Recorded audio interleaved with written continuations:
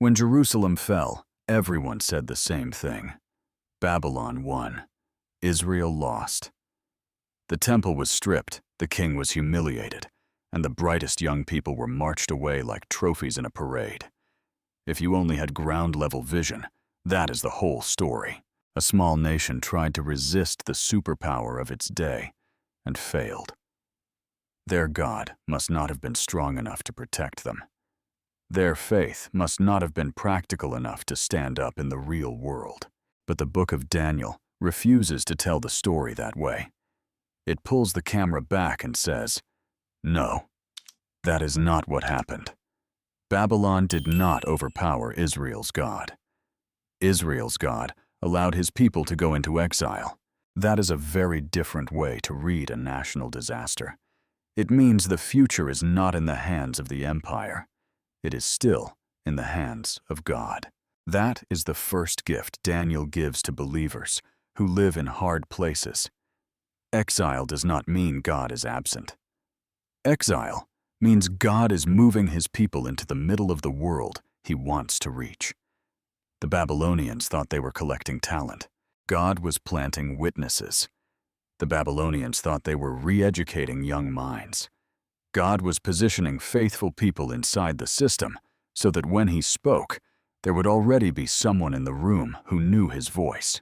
That is why Daniel opens, not with prophets in the desert or priests at the altar, but with 4 young men in a foreign training program. That is God saying, I can work in the temple, and I can work in the palace. I can work in Jerusalem, and I can work in Babylon. Geography does not limit me. That truth matters for believers today. A lot of Christians assume that when their culture stops honoring God, that openly God has somehow been pushed out. They think if the laws change, or the media shifts, or the majority no longer respects Christian convictions, then God has been moved to the sidelines. Daniel says the opposite. God is not nervous when his people are outnumbered. God is not confused when his people lose home field advantage. God can teach faithfulness in Jerusalem. He can also teach it in Babylon, in Persia, in Greece, in Rome, in any modern nation that thinks it is the final word in history. Exile does not cancel God's rule. It exposes it. There is also a cleansing honesty to the way Daniel begins. It tells us that God will sometimes let his people feel the consequences of their long disobedience. Israel did not end up in Babylon by accident. The prophets had warned them for generations about idolatry, injustice, and stubbornness. They ignored God when they were strong. Now, God will teach them to listen when they are weak. That is not God abandoning them. That is God loving them enough to let them see that every other foundation crumbles. Sometimes, the most merciful thing God does is remove the illusion that we are secure without him. But notice this too. God does not send everyone into exile and tell them to hide. He sends some of his people right into the center of the machine. 4 young men with Hebrew hearts and Babylonian assignments. That tells us something practical. God does not only need preachers, he needs believers in government offices, university, departments of media, companies, hospitals, tech firms, military bases, neighborhood associations, school boards. He needs Daniels in places where decisions are made and where proud people reach the end of their wisdom. If you belong to Jesus and you work inside a system that does not honor him, do not assume you missed your calling. You might be standing exactly where God wants you to stand. So the first pillar of this whole book is simple and strong. God is still on the throne even when his people are not. God can plant faithful witnesses inside hostile cultures. God can make exile serve his plan. And for American believers who sometimes feel like the ground is shifting under their feet, this opening scene is supposed to steady you. Your influence in the culture rises and falls. Political winds change. Court decisions change. What is celebrated and what is mocked changes. None of that has ever dethroned God. He is the one who moves his people into place. He is the one who decides when to speak to a king. He is the one who keeps covenant, even when geography, language, and power structures all change. If he could do it in Babylon, he can do it where you live. When we first meet these 4 young exiles, Babylon is doing what every dominant culture tries to do. It is not enough to conquer your land. It wants to conquer your mind. So it changes their names. It enrolls them in its schools. It feeds them from the king's table. It surrounds them with images of power and success until they start to say to themselves, maybe this is who I am now. That is how empire works. It does not always force you to bow with a sword. Sometimes it feeds you into forgetting. It offers you comfort status language and opportunity so that one day you wake up and realize you still believe in God privately, but you belong to Babylon practically. Daniel and his friends saw what was happening, and they drew a line that looks small but is spiritually massive. They decided not to defile themselves with the king's food. Out of all the compromises they could have fought about, they chose a daily bodily practice. Eat this, not that. Start here, not there. It almost feels too minor for people who just lost their nation. But this is an important pattern in the spiritual life. Loyalty to God is not proved only in spectacular moments. It is formed in ordinary habits. These young men were saying, you can change our address. You can assign us Babylonian literature.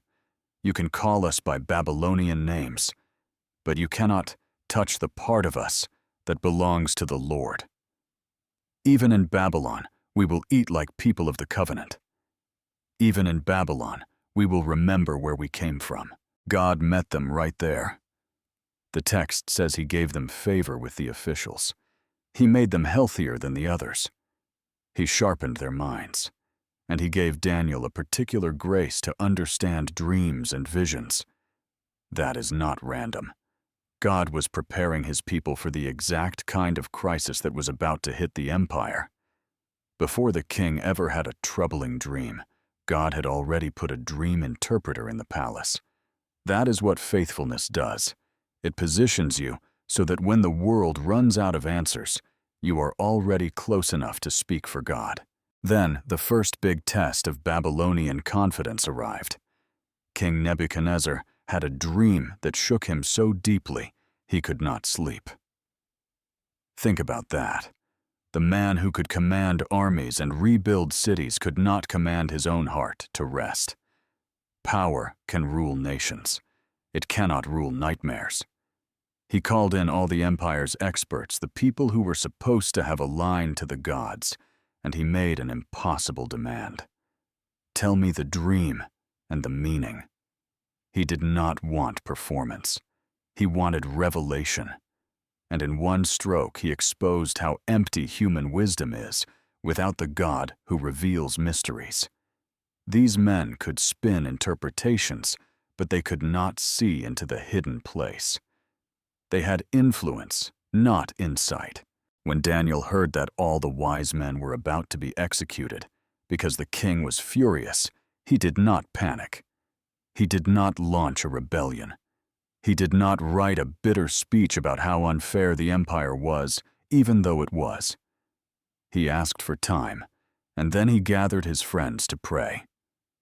That is what the people of God do when culture faces something it cannot explain.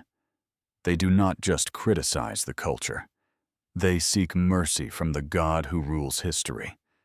They ask, Lord, tell us what you are doing. Show us what no one else can see. And in the night, God showed Daniel the dream. The dream was a statue made of different materials. Gold, silver, bronze, iron, mixed with clay. Beautiful, impressive towering. That is how human empires look from the ground. But then a stone not cut by human hands struck the statue on its weak spot, and the whole thing shattered. The stone grew and filled the earth. Daniel stood before the most powerful man alive, and said what most people would be afraid to say. God gave you this kingdom. After you will come other kingdoms. None of them will last. But the God of heaven will set up a kingdom that will never be destroyed. Daniel did not insult the king. He honored him. But he refused to worship him. He served the empire without belonging to it. That is the balance American believers also have to learn. You can work, vote, build, lead, and bless. You can be excellent at your job and gain real influence, but you can't give to any human power what belongs to God. Stock markets, political parties, military alliances, corporations, even nations themselves are statues with feet of clay. Real weighty but fragile at the bottom. They can be toppled by things no one saw coming. God's kingdom is the stone. It looks small. It does not look as glamorous as gold, but it is the only thing in the vision that survives. Daniel chapter 1 and 2 together teach a timeless survival skill for people of faith living in powerful cultures. Draw small daily lines of loyalty to God. Stay near other believers. Pray when the world is in crisis. Speak truth with respect when you finally get the ear of those in power. Remember that your career is not the final kingdom. Remember that your nation is not the final kingdom. Remember that God plants his people inside systems so that when the statue starts to wobble, there is someone there to point to the stone. Eventually, the empire did what empires always do. It stopped being satisfied with obedience and started demanding worship. Nebuchadnezzar built a massive image and ordered everyone to bow when the music played. This is how worldly power tests loyalty. It is not enough that you work for the state, or pay your taxes, or contribute to society. You must honor what the culture honors. You must bend when the culture says bend. You must agree that what everyone else is doing is normal. Most people in Babylon probably told themselves the same little story. It is only one moment. It is only on the outside. God knows my heart. But 3 Jewish officials knew this was the line they could not cross. You can rename us. You can promote us. You can dress us in Babylonian clothes, but you cannot have our worship. Their answer to the king is one of the clearest pictures of mature faith in the whole Bible. Our God is able to deliver us from the furnace, but even if he does not, we will not bow. Notice the 2 parts. Our God is able. That is confidence in the power of God.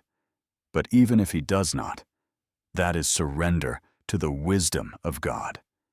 They did not say, if God does not rescue us, he has failed. They said, if God does not rescue us, he is still worthy. That is the kind of faith that keeps people standing when everyone else is kneeling. It is the kind of faith American believers are going to need more and more. Not a faith that says, God must do what I want when I want, or I am out.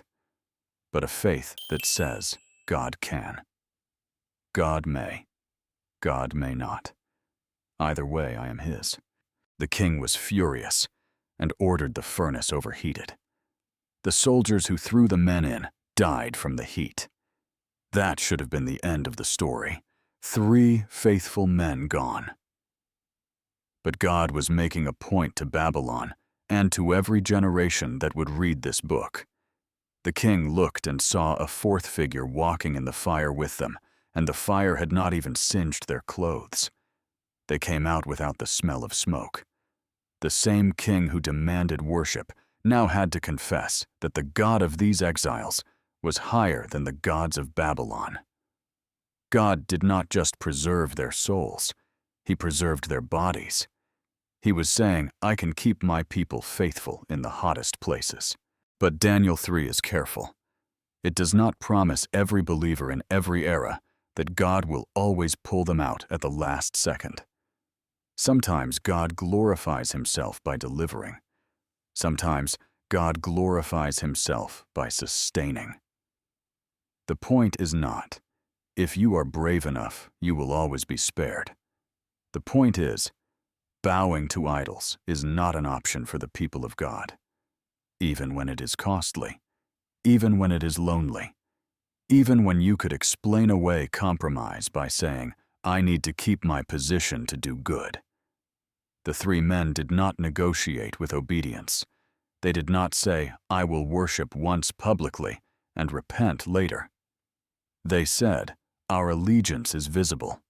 Our worship is not for sale. This is where the story speaks right into our cultural moment. We live in a time when many of the idols are not golden statues.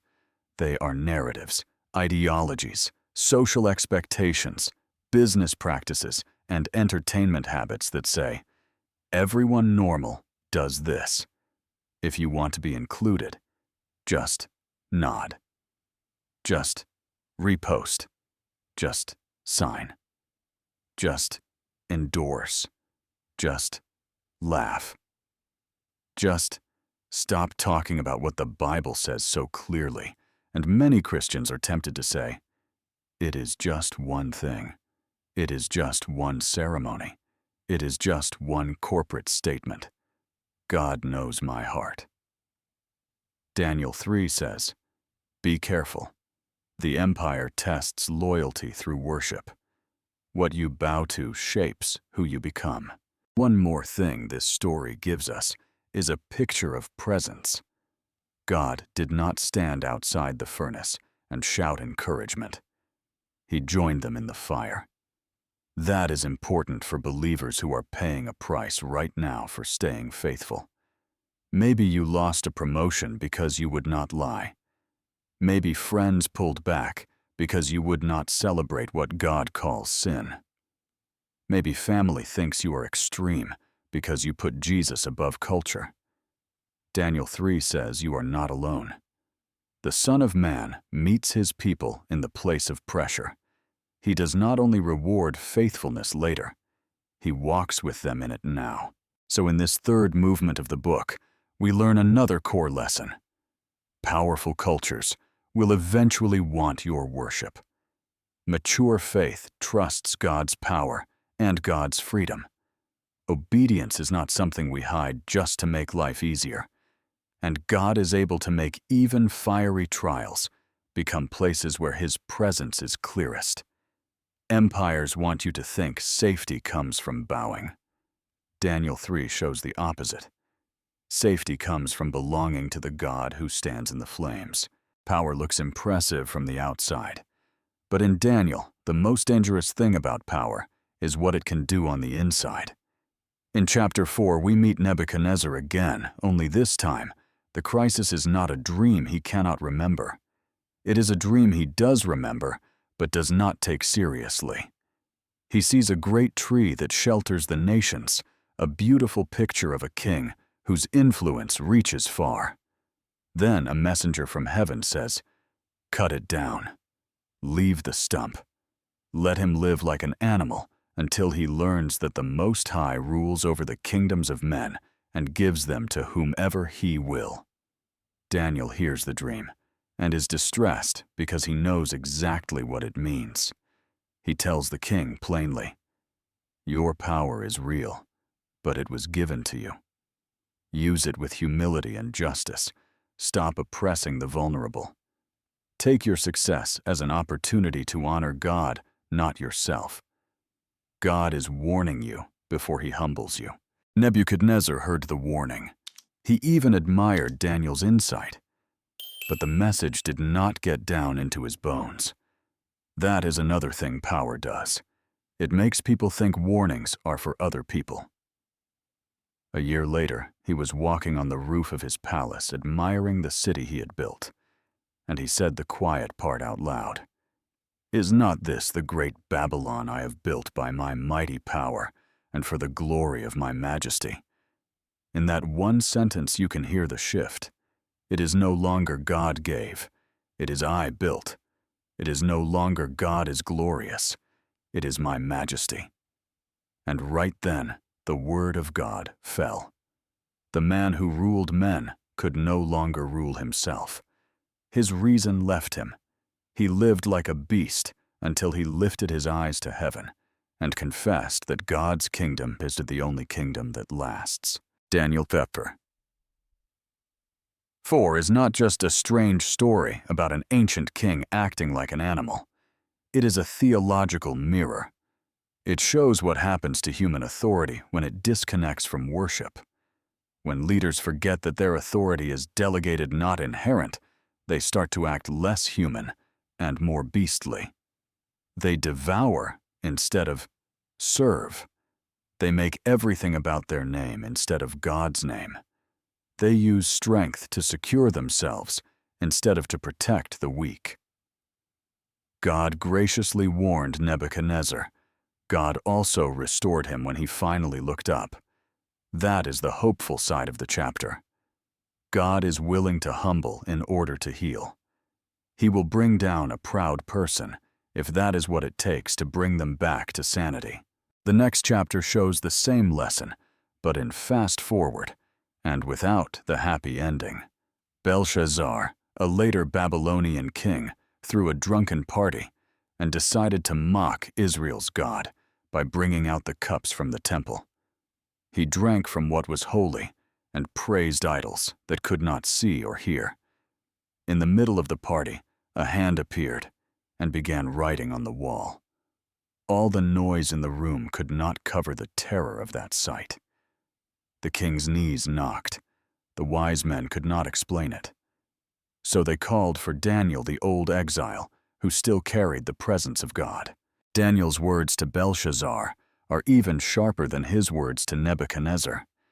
You knew what God did with the previous king. You knew how God brought him low and restored him. You knew that the Most High rules, but you did not humble yourself. You exalted yourself against the Lord of heaven. Therefore, your days are numbered. The message on the wall said it all. You have been weighed. You have been found wanting. Your kingdom is divided and given to others. That very night, Babylon fell. No long illness, no slow decline. Just a line from heaven, and the empire changed hands. Put Daniel 4 and 5 together, and you get a pattern God wants every generation to remember. God is patient, but he is not blind. Power without gratitude will be confronted. Leadership without humility will be interrupted. Nations that use what is holy as decoration for their pride will be judged. That was true in Babylon. It was true in later empires. It has been true again and again in history. And it will be true for any modern nation, institution, church, or leader who begins to believe that success came from themselves and for themselves. God gives kingdoms. God can take them back. This matters for believers who live under leaders who seem untouchable. Daniel is saying, no human ruler is the ceiling of history. They are all accountable. They are all weighable. They are all temporary. Sometimes God warns and restores, like with Nebuchadnezzar. Sometimes God warns and judges swiftly, like with Belshazzar. Either way, God is not wringing his hands while proud people strut. He is watching. He is measuring. He is deciding when to act. Our job is not to panic when arrogance sits on the throne. Our job is to stay faithful, to keep speaking truth respectfully, and to remember that the kingdom above all kingdoms does not belong to the loudest voice of the moment. There is also a word here for anyone God has trusted with influence. Maybe you lead a church, a business, a team, a classroom, a non-profit, a growing online platform. Daniel 4 and 5 are telling you ahead of time what God values. Authority is to be carried with worship. Success is to be stewarded with justice. Credit is to be sent upward, not swallowed. The moment you start to say, "Look what I built," and you stop saying, "Look what God allowed me to do," you are stepping onto the roof with Nebuchadnezzar. The safest place for any leader is on their knees. Remembering that the Most High rules, and that we are most human, when we know we are not God. After Babylon fell, you might expect Daniel to fade into the background.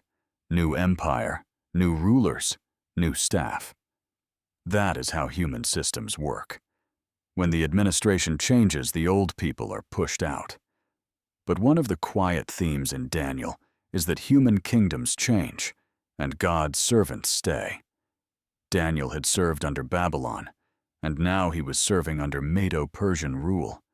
He was older, but he was still excellent, still trustworthy, still praying. That combination always attracts two things at once. It attracts favor from above and jealousy from people. The new king liked Daniel. The other officials did not. They looked for corruption in him and could not find it. So they did what people often do to believers who are both upright and effective. They attacked the only place he would never compromise: his life with God. They convinced the king to sign a law that for 30 days no one could pray to anyone or met except the king. On paper, it sounded like loyalty. In practice, it was an attempt to criminalize what Daniel did every day.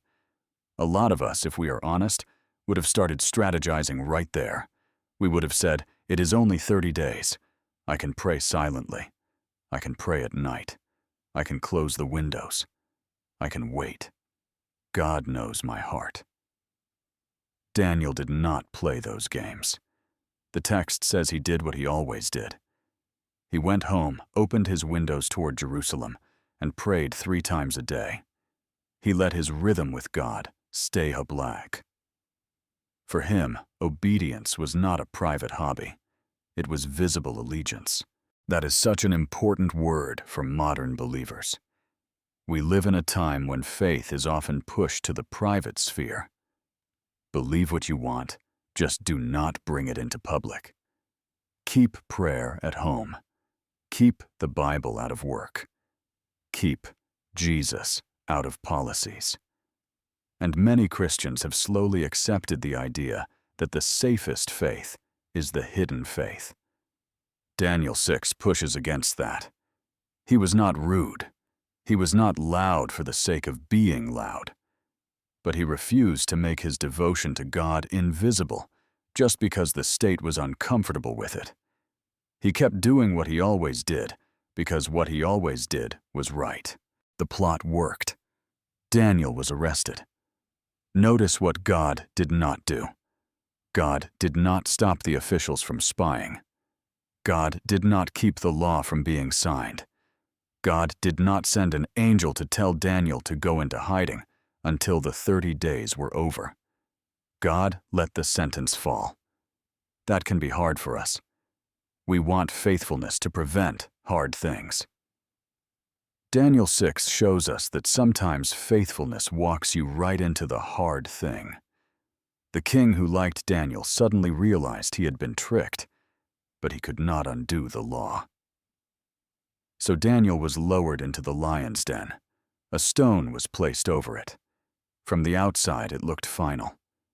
The man who prayed is now in the place of death, but God meets his people in the place of death. He sent his angel and shut the lions' mouths. The animals that should have devoured him could not touch him. The king could not sleep. That is such a reversal.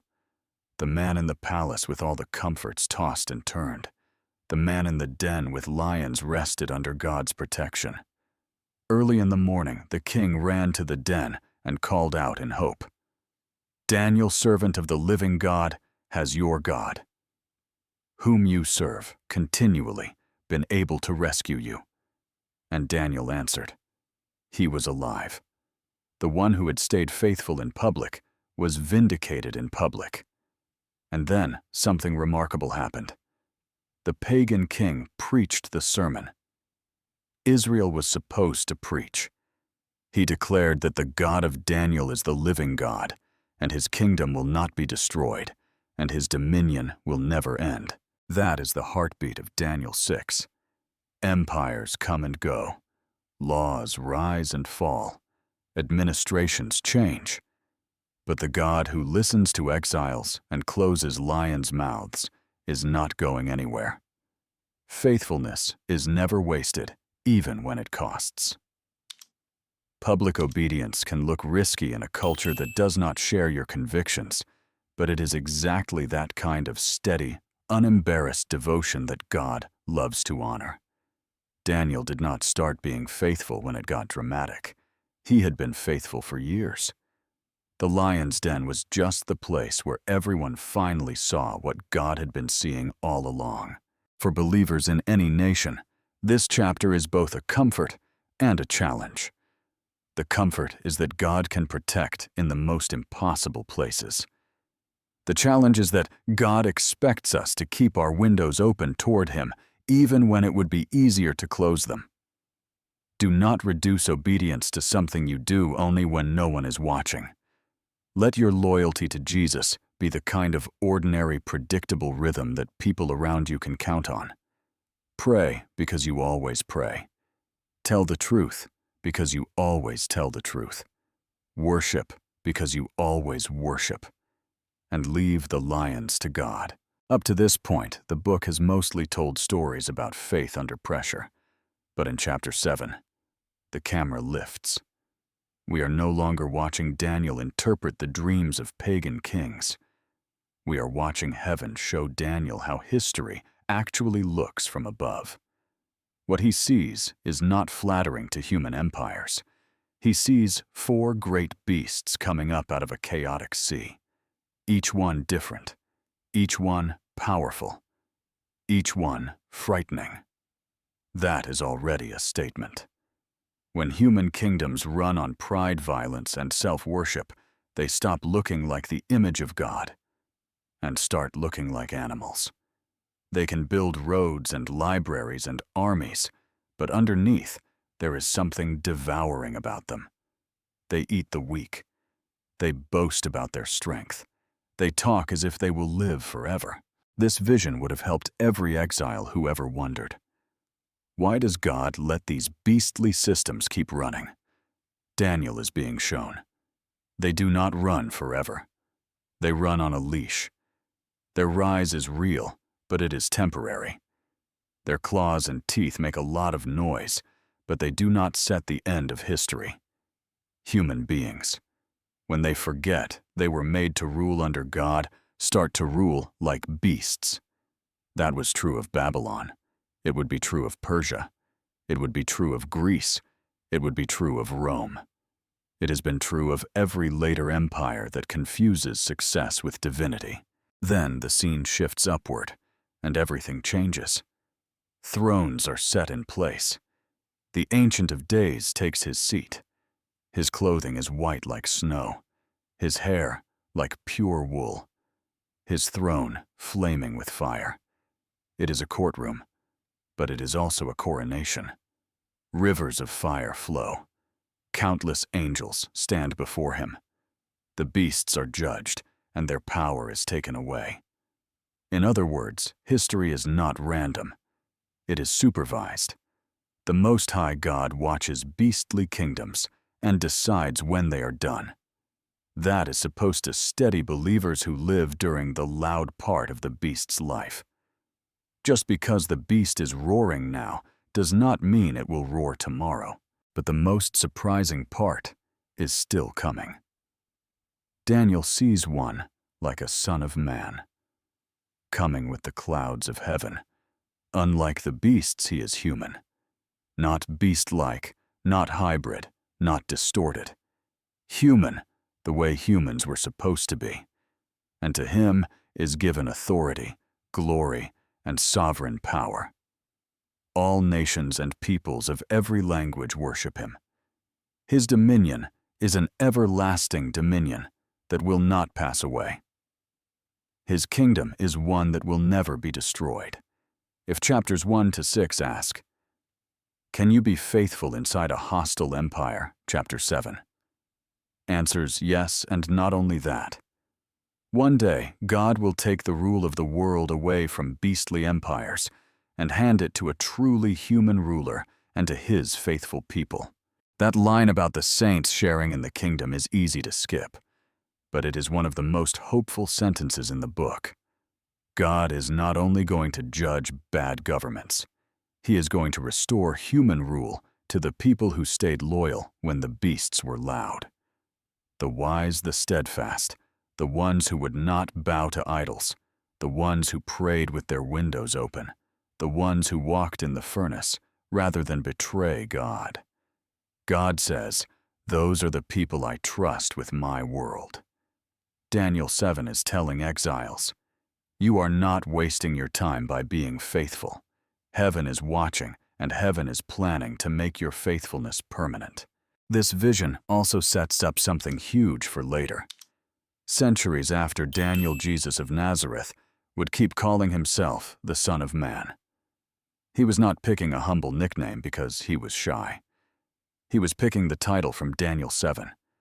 He was saying, "I am the truly human ruler, God promised, the one whose kingdom will not end, the one who will receive worship from every nation." So when we read Daniel 7 today as Christians, we read it with double clarity. We see what Daniel saw, that empires become beasts.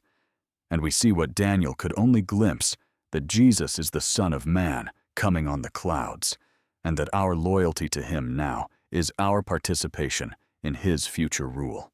For believers living in any nation, this chapter teaches us how to read the news. Do not be impressed just because a power is loud. Do not be seduced just because a system looks unstoppable. Do not be crushed just because your faith makes you look small. Heaven has already ruled on how the story ends. The beasts do not get the last word. The human one does. And he shares that word with his people. After Daniel saw that sweeping courtroom in heaven, you might think the story would wrap up neatly. Beasts judged. Son of Man exalted. Saints sharing the kingdom. But God did something Daniel did not expect. He pulled the curtain back further and showed him that history would not move in a straight, clean line from exile to restoration. There would be more waves, more empires, more arrogant rulers, more pressure on God's people. Daniel had been reading the prophet Jeremiah about 70 years of exile, and he was probably hoping, like most of us would, that after the 70 years, God would fix everything at once. Bring the people home, clean up the world, close the story. Instead, God told him, "I will restore." But the plan is bigger than you thought. In chapter 8, Daniel saw a ram with 2 horns, pushing west and north and south, doing whatever it pleased. That was a picture of the Medo-Persian Empire. Then a male goat with 1 strong horn came from the west so fast its feet did not touch the ground. That was Greece under a powerful leader. The goat shattered the ram. The great horn was broken, and 4 horns rose in its place. Out of one of them came a little horn that grew arrogant and attacked God's people, and even his sanctuary. In other words, future empires would keep repeating the same pattern Daniel had already lived through. Rapid rise, impressive power, hostility toward true worship, pride that tries to climb into God's space. This was heavy for Daniel. He did not treat prophecy like trivia. He felt it. He got sick. He mourned. So in chapter 9, he did the only wise thing to do when God shows you how long and complicated the story will be. He prayed. Not a quick help me prayer, a long, humble covenant prayer. He confessed the sins of his people. He reminded God of his promises. He asked God to forgive, to restore, to make his face shine again on his ruined sanctuary. That is an important detail. Even a man as gifted as Daniel still took God's hard words back to God. He did not complain about how unfair it was. He interceded. God's answer was both comforting and stretching. He sent an angel to tell Daniel that yes, God had heard him. Yes, God would act. But the unfolding of the promise would take longer than 70 years. There would be more decrees, more rebuilding, more opposition, more desecration, more waiting. Exile was not just a date on the calendar. Exile would be a season in history. That was not God breaking his word. That was God enlarging it. He was saying, I am not only rescuing one generation from one empire, I am writing a plan big enough to deal with every beast that will ever rise. I am aiming at final righteousness, not just temporary relief. This is such an important word for modern Christians because we are used to fast solutions. We want God to fix our nation in one election cycle. We want Him to heal our church in one revival weekend. We want Him to change our families in one dramatic moment. Sometimes He does move suddenly, but often He lets us live in the long middle. The part of the story where there is some homecoming, but not all the way, some rebuilding, but with opposition, some freedom, but with pressure. That does not mean He has forgotten. It means His answer is bigger than our lifetime. Waiting is part of faith. Daniel shows us what to do in that kind of season. We pray even when we know the story will outlive us. We confess even when the culture is not confessing. We stay loyal in small things even when we do not see the big victory yet. We keep our eyes on the God who planned the 70 years and the God who planned the longer road after the 70 years. We let His timeline humble ours. And there is another layer God showed Daniel in chapters 10 and 11. Behind human politics, there is real spiritual conflict. Daniel had been fasting and mourning for 3 weeks when a radiant heavenly figure appeared and told him that from the first day he prayed he had been heard. But the prince of the Persian kingdom had resisted in the spiritual realm. Angels were fighting. Messages were being delayed. History was not just kings making decisions. It was contested space with dark powers trying to block God's purposes and God sending help. That is supposed to adjust how we see long, complicated seasons. It is not always that God is slow. Sometimes there is opposition we cannot see. So this 7th movement of the book teaches us to live with holy patience. Empires will keep acting like empires. Arrogant leaders will keep showing up. Worship will keep being pressured. But God is not improvising.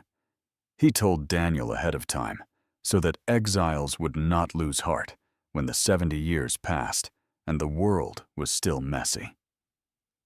If life does not get fixed on your timetable, it does not mean God forgot. It means His promise is aimed higher than your comfort. He is writing a story big enough to end beastly kingdoms everywhere, not just to make one corner of history easier for one small group of people. Daniel was an old man by the time we reached the last stretch of the book. He had watched kings rise and fall. He had seen Babylon come and go. He had served faithfully under a new empire. He had received visions that were so intense they made him weak. But the full restoration of God's people and God's city had not appeared yet. That is where a lot of believers eventually find themselves. You have walked with God a long time. You have seen Him answer in real ways. You have proof that He is faithful. And yet some of the things you prayed for have not happened. Some of the promises look far off. Some of the brokenness you thought would be healed is still there. Daniel felt that. So he fasted. He mourned. He kept seeking. God answered not just with comfort, but with perspective. He showed Daniel that what is happening on earth is tied to what is happening in the unseen realm. Princes of empires resist God's purposes. Angels are sent to fight. Messages are delayed, but not denied. History is not random. It is contested. That means two things at once. First, the opposition you feel is real. Second, it is not final. God's messengers get through. God's decrees stand. God's timetable holds. So even when you cannot trace every detail in the news or in your personal life, you can trust that a real battle is being fought, and your prayers are part of that battle. Then God gave Daniel a long, detailed outline of future kings and wars and betrayals, and at the center of it one especially arrogant ruler who would exalt himself, desecrate what is holy, and persecute God's people. It is sobering to read. It tells us plainly that there will be seasons when evil seems organized, well-resourced, and temporarily successful. But even that figure, as terrifying as he looks, only prospers for a set time. He is on a leash, too. At the appointed time, God judges. That is the steady drumbeat of Daniel. Beastly power does not go unnoticed. Pride in high places does not go unchallenged. God watches.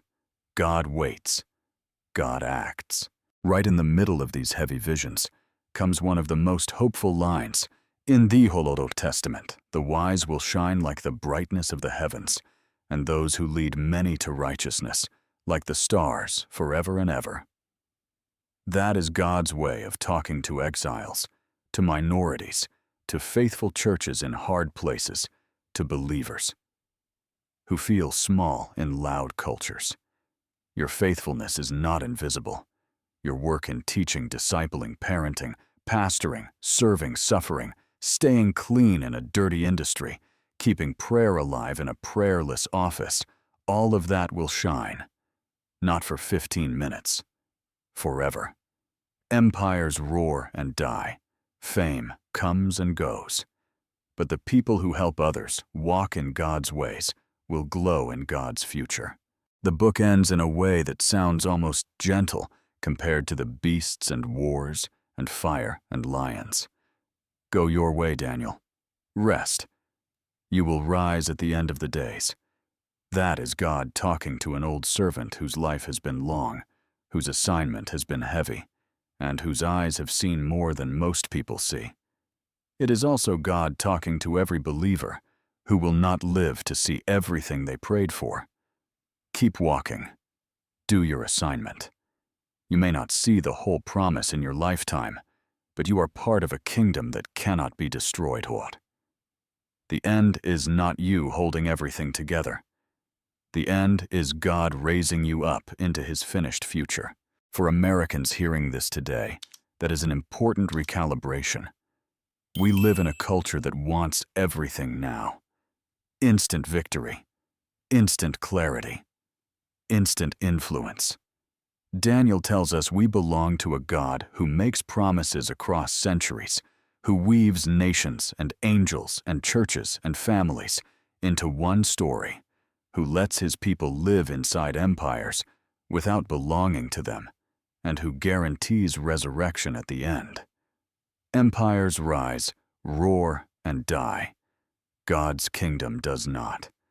Our job is to stay faithful in the middle, to keep praying with the windows open, to refuse to bow when the music plays, to speak truth respectfully to power, to wait when the 70 years are up and the world is still messy, and to hear at the end the same personal word Daniel heard. Go your way. Rest. You will rise.